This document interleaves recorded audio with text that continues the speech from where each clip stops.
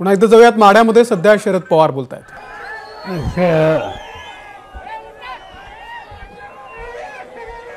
अशा जाहीर सभेला उपस्थित असताना या जिल्ह्याचे नेते विजयसिंह मोहिते पाटील,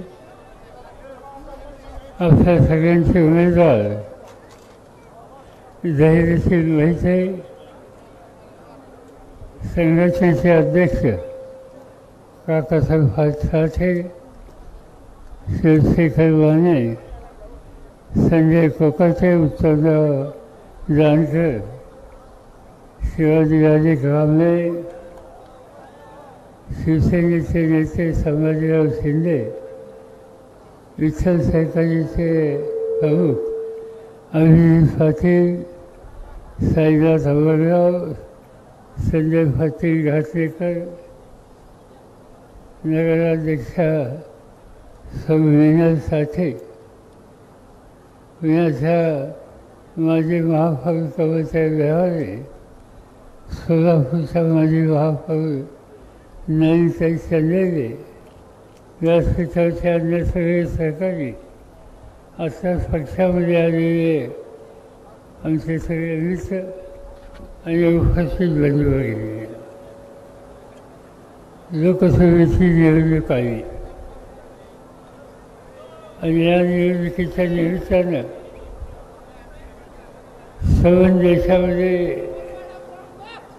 निर्णय घेण्याच्यासाठी ठिकठिकाणी सभा होत आहेत.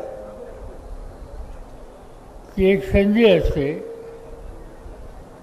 निवडणुकीच्या सभा ह्या निवडणुका तिव्हाणीसाठी नसतात. उद्या देश कसा चालवायचा, देशाच्या विविध घटकांचे प्रश्न कसे सोडवायचे, सामान्य माणसाच्या अडचणी कमी कशा करायच्या आणि जगातला एक बलवान देश कसा होईल त्या संबंधीची आमची नीती काय आहे ही सांगण्याची संधी या निवडणुकीच्या सभामधून येते. गेले 10 वर्ष या देशामध्ये भाजपच्या हातात सत्ता आहे आणि नेतृत्व करतायत मोदी साहेब. आज मोदींच्या हातामध्ये देशाचा कारभार आहे. त्यांनी अनेक आश्वासनं दिली होती. त्यांनी आश्वासनं दिली की मी महागाई कमी करणार. त्याची सुरुवात 50 दिवसाच्या आत प्रधानमंत्रीची शपथ घेतल्यानंतर महागाईच्या संकटातून लोकांना आम्ही बाजूला करणार. हे पहिलं आश्वासन होतं. आपण शेती करणारे लोक आहोत. एकेकाळी वाहनं कमी होती. आता वाहनांची संख्या वाढली. मोटरसायकल असो, 4 चाकी असो, अन्य वाहनं असो, त्याची महत्त्वाची गरज काय आहे? तर गरज पेट्रोलची आहे. 2014ला मोदी प्रधानमंत्री झाले त्यावेळी त्यांनी आश्वासन दिलं होतं की 50 दिवसाच्या आत पेट्रोलची किंमत मी खाली आणणार, 50% खाली आणणार. काय किंमत होती? 2014ला पेट्रोलची लिटरची किंमत 71 रुपये होते. मोदींचा शब्द की 50 दिवसात खाली आणतो. लोकांना वाटलं 71ची किंमत 50-60 रुपये येईल. आज 3650 दिवस मोदींनी आश्वासन दिलेलं झालं. काय किंमत आहे आज? आजची किंमत 106 रुपये आहे. म्हणजे 50 दिवसाची किंमत खाली आणली 71ची आणि ती नेहमी 106 होती.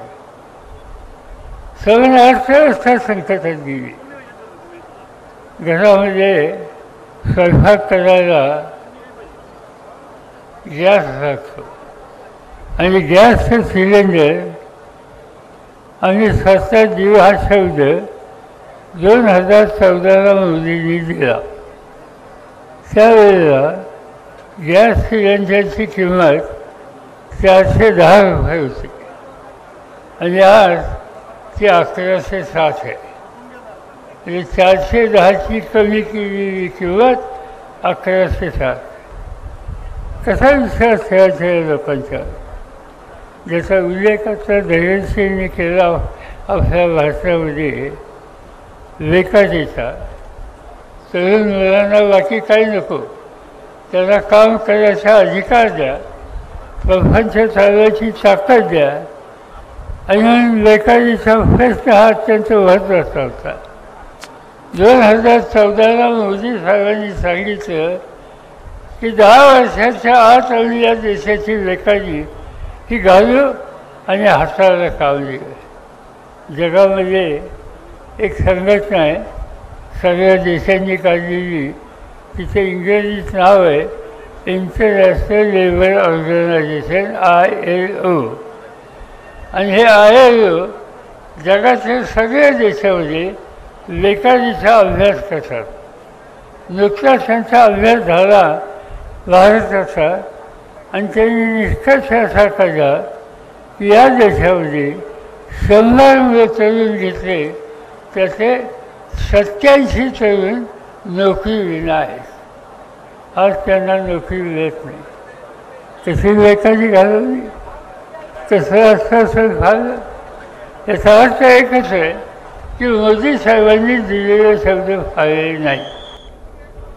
आणि तेच मोदी आज ठिकठिकाणी जाऊन सांगतात. काँग्रेस पक्षाला शिव्या देतात, उद्धव ठाकरेंच्या पक्षाला शिव्या देतात, आम्हाला लोकांना शिव्या देत आहे. ठीक आहे, तुम्ही शिव्या द्या, पण 10 वर्षात तुम्ही केलं काय? नोटाबंदी केली. आता तर तुम्हाला नोटाबंदी ज्यावेळी त्यांनी केली त्यावेळेला बँकेच्या दारात हजारो लोक ठिकठिकाणी 2-3 दिवस राहिले. आणि त्याच्यामध्ये एकट्या महाराष्ट्रामध्ये 700 लोक मृत्युमुखी पडले. हे चित्र आपण महाराष्ट्रात पाहिलं. याचा अर्थ एकच आहे की महागाई असो, अनेक प्रश्न असो, या संबंधीचे दिलेली आश्वासनं पाळली नाहीत. आणि याउलट त्या काळामध्ये त्यांनी काही भाषणं केली त्याची माहिती तुम्हाला लोकांना नसेल. मी मुद्दाम त्यांचं मनमोहन सिंग प्रधानमंत्री असतानाचं मोदींचं भाषण हे काढत होतो. ते भाषण काय याचे तुम्हाला वाचून दाखवतो.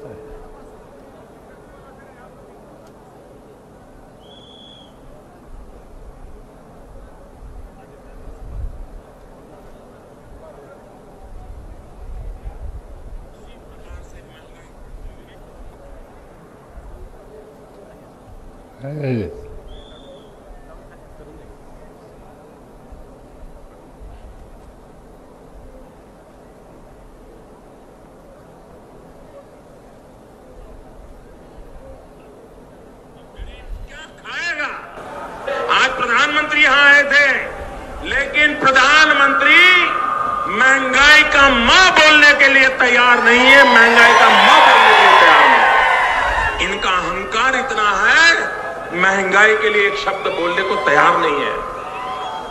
मरो तो मरो, आपका नसीब। अरे गरीब के घर में चूल्हा नहीं जलता है, बच्चा रात रात रोता है, मां आंसू पी के सोती है, और देश के नेताओं को गरीब की परवाह तक नहीं है। ये गरीबी का हाल कर दिया है। 4 तारीख को वोट करने जाए तो जरा घर में जो गैस सिलेंडर है ना, उसको जरा नमस्कार करके जाइए।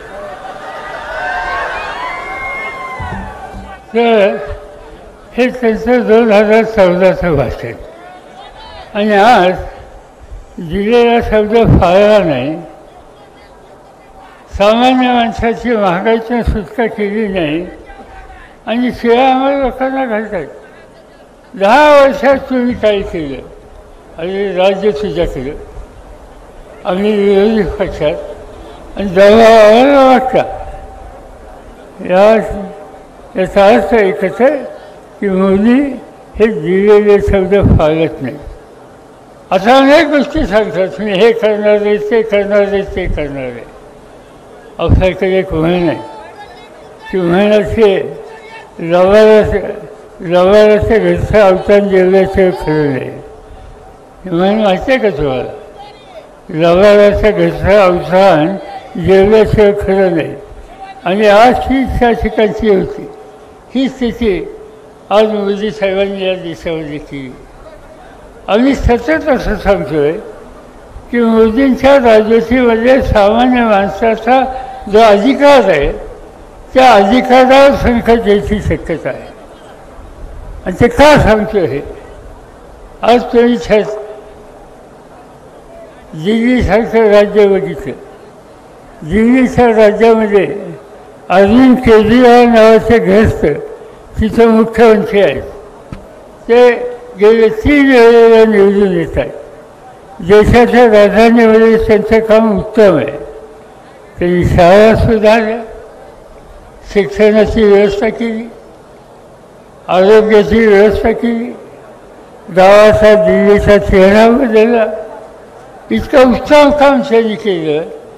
पण केंद्र सरकार सहकार्य करत नाही म्हणल्यावर त्यांनी मोदींच्या टीका टिप्पणी केली. आज त्या मुख्यमंत्र्याला तुरुंगामध्ये टाकलेलं आहे. राज्याचा देशाच्या राजधानीचा मुख्यमंत्री तुरुंगामध्ये आहे.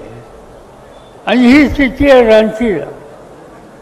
रांची झारखंड राज्य, आदिवासींचं राज्य, आदिवासी मुख्यमंत्री, आदिवासींच्याकडे केंद्र सरकार लक्ष देत नाही म्हणून त्यांनी केंद्र सरकारवर टीका केली. आज तो आदिवासी मुख्यमंत्री तुरुंगामध्ये टाकलेला आहे. याचा अर्थ एकच आहे की इंग्रजांच्या काळामध्ये ज्या पद्धतीनं धडपकडी होत होत्या, लोकांना संघर्ष करायला लागत होता, आज ती अवस्था मोदी साहेबांनी या देशामध्ये केलेली आहे. आणि म्हणून त्यांचं सगळं कामकाज हे हुकुमशाहीच्या दिशेने चाललेलं आहे. कुठलंही भाषण करा, जवाहरलाल नेहरूंचा टीका, इंदिरा गांधींचा टीका, राजीव गांधींचा टीका, त्याची एकही व्यक्ती हयात नाही. त्यांनी देशासाठी काम केलं. स्वातंत्र्याच्या आधी महात्मा गांधींचा विचार स्वीकारून जवाहरलाल नेहरूंनी आयुष्याची 10 वर्ष 11 वर्ष इंग्रजांच्या तुरुंगामध्ये घालवली. नंतर 15 ऑगस्टला स्वातंत्र्य मिळवून दिलं आणि स्वातंत्र्य मिळवल्याच्या नंतर हा देश लोकशाहीच्या दृष्टीने चालण्याची एक पद्धती या देशामध्ये आणली. ही गोष्ट आपण कधी विसरू शकत नाही. आणि त्या जवाहरलाल नेहरूंना आजचे प्रधानमंत्री टीका टिप्पणी करतात. त्याच काळाच्या सगळ्या नेत्यांच्यावर त्यांची टीका टिप्पणी चालू आहे. या देशामध्ये मी अनेक प्रधानमंत्री पाहिले. मी इंदिरा गांधींना पाहिलं, राजीव गांधी ज्यावेळेला प्रधानमंत्री होते त्यावेळेला मी लोकसभेत होतो. नंतरच्या काळामध्ये नरसिंहराव झाले, देवेगौडा झाले, गुजराल साहेब झाले, मनमोहन सिंग साहेब झाले, अनेक प्रधानमंत्री झाले. पण या सगळ्यांनी देशाचा विचार केला. हा पहिला प्रधानमंत्री आहे तो देशाचा विचार करत नाही, लोकांच्यामध्ये संघर्ष कसा वाढेल याची काळजी ते घेतात. गेले 2 दिवस त्यांनी भाषणं केली आणि भाषणं करून अल्पसंख्याकांच्यावर टीका केली. हा देश हिंदूंचा जसा आहे तसा मुस्लिमांचा आहे. हा देश मुस्लिमांचा जसा आहे तसा ख्रिश्चन लोकांचा आहे. हा देश ख्रिश्चन लोकांचा जसा आहे शीख लोकांचा सुद्धा आहे. या सगळ्यांना घेऊन हा शक्तिशाली देश बनण्याचं स्वप्न आपल्या सगळ्यांचं होतं.